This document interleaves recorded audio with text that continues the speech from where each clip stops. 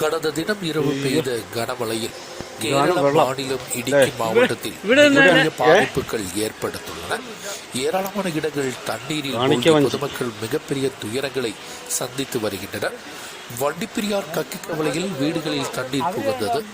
அங்கு வசிக்கக்கூடியவர்களை பாதுகாப்பான இடங்களுக்கு மாற்றியுள்ளனர். முல்லைப்பெரியாறில் தண்ணீரின் அளவு 137 அடியாக உயர்ந்துள்ளது. கல்லார் அணையில் 4 ஷட்டர்கள் திறக்கப்பட்டுள்ளன. பெரியாற்றில் தண்ணீரின் அளவு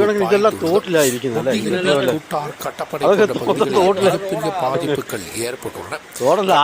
மண் சரிவில் மிகப்பெரிய சேதங்கள் ஏற்பட்டுள்ளன. தற்பொழுது இந்த இடங்களில் தான் அதிக அளவு பாதிப்புகள் ரிப்போர்ட் செய்யப்பட்டுள்ளன. குமிழியில் கனமழையில் சிக்கிக்கொண்ட ஒரே குடும்பத்தில் 5 பேரை பத்திரமாக மீட்டுள்ளனர். ஆனவிலாசம் பகுதியும் தண்ணீரில் சூழ்ந்துள்ளது. நெடுங்கண்டம் கூட்டார் பகுதியில் அதிகாலை 2 மணி முதல் தான் தண்ணீரின் அளவு மடமடவென அதிகரித்துள்ளது. மழையின் அளவு தற்பொழுது குறைந்துள்ளது ஆறுதலாக உள்ளது.